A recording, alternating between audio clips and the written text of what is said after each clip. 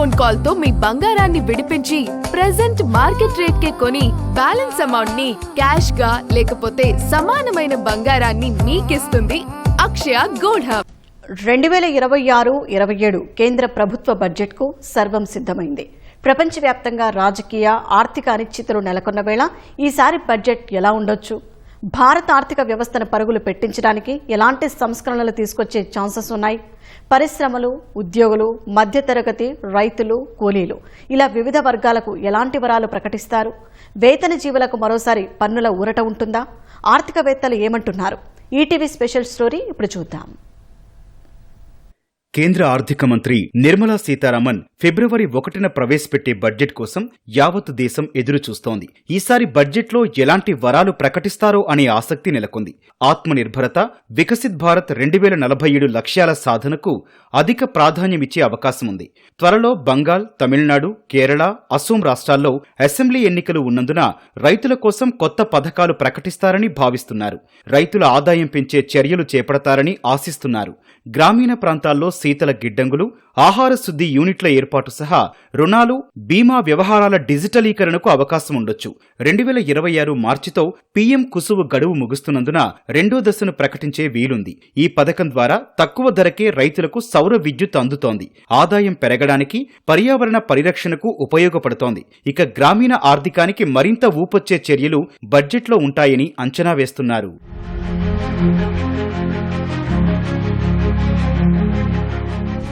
అత్యంత ముఖ్యమైన capital market రంగంలో సంస్కరణలు అవసరమన్నది నిపుణుల అభిప్రాయం. ప్రపంచవ్యాప్తంగా రాజకీయ అనిశ్చితి, ట్రంప్ ట్రేడ్ వార్, పడుతోన్న రూపాయి మారకం విలువ దృష్ట్యా నివారణ చర్యలుంటాయని భావిస్తున్నారు. కొత్త పథకాల అమలు, పాతవాటి విస్తరణ, పన్ను మినహాయింపులు, మరోసారి జీఎస్టీ తగ్గింపులు ఉండొచ్చని అంచనా. ఉపాధి హామీ స్థానంలో తెచ్చిన వీబీజీ రామ్జీ పథకం వ్యయాలు కేంద్రం రాష్ట్రాల మధ్య 60-40 నిష్పత్తిలో పంచడం లాంఛనమే. 16వ ఆర్థిక సంఘం సిఫారసుల ప్రకారం రాష్ట్రాలకు పన్నుల పంపిణీ చేసే వీలుంది. 2026 జనవరి 1 నుంచి 8వ పే కమిషన్ అమలుకు వీలుగా కేటాయింపులు చేయొచ్చు.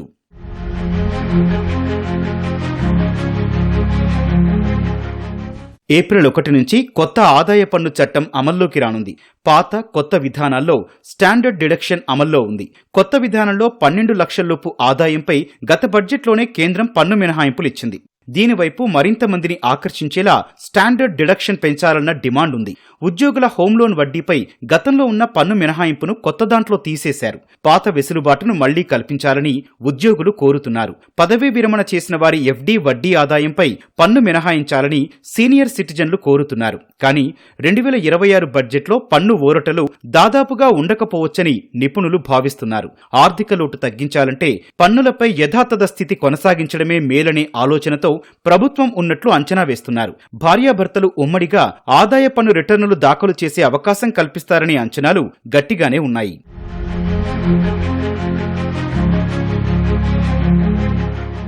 దేశవ్యాప్త కనెక్టివిటీకి కీలకమైన వ్యవస్థ రైల్వే. ఏటా రైల్వే బడ్జెట్ను ప్రభుత్వం పెంచుతూనే ఉంది. ఈసారి 5.5 లక్షల కోట్లకు పైగా కేటాయింపులుంటాయని అంచనా. రైల్వే సామర్థ్యం పెంపు, కొత్త లైన్ల నిర్మాణం, గేజ్ మార్పిడి, ట్రాక్ల డబులింగ్, ఎలక్ట్రిక్ వ్యవస్థ విస్తరణ, ప్రయాణికుల భద్రతకు భరోసానివ్వడంపై దృష్టి పెట్టనుంది. పబ్లిక్ ప్రైవేటు భాగస్వామ్యం ప్రధానం కాబోతోంది. 2025-26 ఆర్థిక సంవత్సరం ముగిసేలోపు 10,000 కోట్లు ఖర్చు చేయాలని టార్గెట్ పెట్టుకోగా జనవరి 15 లోపే 90% వ్యయం చేసింది. బుల్లెట్ రైలు వ్యవస్థ అభివృద్ధి లక్ష్యంగా జాతీయ హైస్పీడ్ రైల్ నెట్వర్క్ కు గత బడ్జెట్లో 20,000 కోట్లు కేటాయించింది. ఈసారి మరిన్ని కేటాయింపులుంటాయని అంచనా. మౌలిక సదుపాయాల కల్పన, జాతీయ రహదారుల విస్తరణకు పెద్దపీట వేయనుంది. ఎక్స్ప్రెస్ వేలు, రైల్వే నెట్వర్క్, మెట్రో, ఎయిర్పోర్టుల విస్తరణ చేపట్టి కొత్త వృద్ధి కేంద్రాలు సృష్టించాలన్నది నిపుణుల సూచన.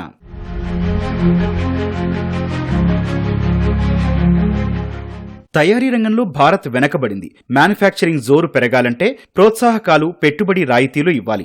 అప్పుడే తయారీ మరింత ఆకర్షణీయంగా మారుతుంది. పెట్టుబడులు పెరుగుతాయి. పునరుత్పాదక ఇంధన వనరులు, ఆటోమొబైల్ రంగాలకు బూస్టింగ్ ఇచ్చేలా కేటాయింపులుండాలని ఆర్థికవేత్తలు సూచిస్తున్నారు. చిన్న వ్యాపారుల డిమాండ్లను నిర్మలమ్మ పరిశీలించే అవకాశం ఉంది.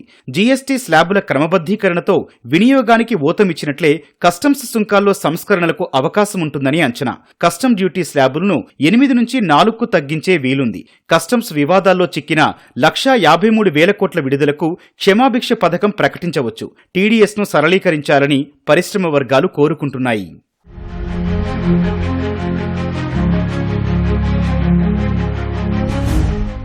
గృహ నిర్మాణం, మౌలిక సదుపాయాలు, ఉత్పాదక రంగాలు భారత్ వృద్ధికి చోదక శక్తిగా ఉన్నాయి. జీడీపీలో దాదాపు 7% వాటాతో 7 కోట్ల మందికి పైగా ఉపాధి కల్పిస్తోన్న రియల్ ఎస్టేట్ కు అండగా నిలవాలని ఆ రంగం కోరుతోంది. స్మార్ట్ సిటీ ప్రాజెక్టులకు స్టాంపు డ్యూటీ మినహాయిస్తారనే ఆశతో ఉంది. రవాణా ఆధారిత అభివృద్ధి, స్థిరమైన పట్టణ ప్రణాళికలకు ప్రాధాన్యమిస్తే పెట్టుబడులను ఆకర్షించవచ్చు. పని, నివాసం, వినోదం ఒకే చోట దొరికే లివ్, వర్క్, ప్లే వాతావరణం సృష్టించవచ్చు. తద్వారా ఉద్యోగ అవకాశాలు పెరుగుతాయి. ఆర్థిక వృద్ధికి వీలు ఏర్పడుతుంది. సామాన్య, మధ్యతరగతి ప్రజలు ఇల్లు కొనడం కష్టంగా మారింది. ఈ ఇబ్బంది తీరాలంటే మొదటిసారి కొనేవారికి వడ్డీ సబ్సిడీ పథకం పొడిగించాలనే వినతులొస్తున్నాయి. హోమ్ లోన్ వడ్డీపై ఆదాయ పన్ను మినహాయింపును 2 లక్షల నుంచి 5 లక్షలకు పెంచాలంటున్నారు. ఇళ్లపై 3 లక్షల వరకు వచ్చే అద్దె ఆదాయానికి 100% పన్ను మినహాయించాలని డెవలపర్లు కోరుకుంటున్నారు. భౌగోళిక రాజకీయ ఉద్రిక్తతలు పెరిగిపోయిన వేళ రక్షణ రంగానికి కేటాయింపులు భారీగా పెరిగే ఛాన్స్ ఉంది. రక్షణ వ్యవస్థ బలోపేతం, కొత్త సాంకేతికత అందిపుచ్చుకోవడం, అత్యాధునిక ఆయుధ సంపత్తిని సమకూర్చుకోవడమే లక్ష్యంగా చర్యలుండొచ్చు. గతేడాది ఆపరేషన్ సింధూర్తో భారత బలగాలు అద్భుత విజయం సాధించినా కొన్ని సాంకేతిక లోపాలు బయటపడ్డాయి. వీటిని సరిదిద్దుకోవడంపై దృష్టి సారించవచ్చు. సింధూర్ టైంలో missile technology, information technology, air support రంగాల్లో ఎదురైన సవాళ్లను తీవ్రంగా పరిగణించాలని రక్షణ నిపుణులు అంటున్నారు. భవిష్యత్ యుద్ధాల్లో artificial intelligence, drone technology, machine learning కీలక భూమిక వహించడం ఖాయం. అందుకోసం counter drone systems, long range missiles, electronic warfare systems బలోపేతం చేయడం తప్పనిసరి అంటున్నారు. అగ్నివీర్ వ్యవస్థలో అవసరమైన మార్పులు చేయాలని సూచిస్తున్నారు. ప్రపంచం ఆర్థిక అనిశ్చితిలో చిక్కిన వేళ పూర్తిస్థాయి స్వయం సమృద్ధిపై భారత్ దృష్టి సారించనుంది. ఆ లక్ష్యాల సాధనకు బడ్జెట్లో అధిక ప్రాధాన్యం ఇవ్వనుంది. ఆర్థిక వృద్ధికి ఊతమిచ్చే మరిన్ని చర్యలు చేపడుతుందనే అంచనాలున్నాయి.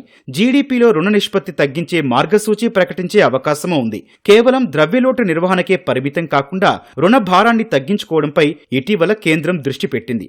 మహిళలు, యువత, విద్య, వైద్య రంగాలకు పెద్దపీట వేసే ఛాన్స్ ఉంది. ఉద్యోగాల కల్పనకు ప్రాధాన్యం ఇవ్వనుంది. లిథియం, కోబాల్ట్ లాంటి అరుదైన ఖనిజాల అన్వేషణకు నిధుల మద్దతిస్తారనే అంచనాలున్నాయి. భారత్ స్వీయ వినియోగ ఆధారిత దేశం. ఎగుమతుల ఆదాయం 20 నుంచి 30% లోపే ఉంటుంది. మన ఎగుమతుల్లో ఫార్మా, ఐటీ, జెమ్స్, వస్త్రాలే అధికం. మిగిలినవి బాగా తక్కువ. అందుకే రత్నాభరణాలు, టెక్స్టైల్, లెదర్, ఎంఎస్ఎంఈలు మినహా మిగతా వాటిపై అమెరికా టారిఫ్ల ప్రభావం అంతగా లేదని ఆర్థిక నిపుణులు అంటున్నారు. కొన్ని నెలల కిందట జీఎస్టీ రేట్ల కోత కూడా టారిఫ్ దాడిని తట్టుకునే వీలు కల్పించింది. వైద్య రంగంలో స్వదేశీ తయారీ, బ్యాంకింగ్, ఆర్థిక సేవల్లో డిజిటల్ విప్లవం, స్టార్టప్లు, ఏఐకి ప్రోత్సాహం, ఇన్నోవేషన్, డీప్ టెక్ వైపు అడుగులు, కస్టమ్స్ సుంకాల హేతుబద్ధీకరణపై కీలక ప్రకటన ఉంటుందని ఆర్థికవేత్తల నమ్మకం.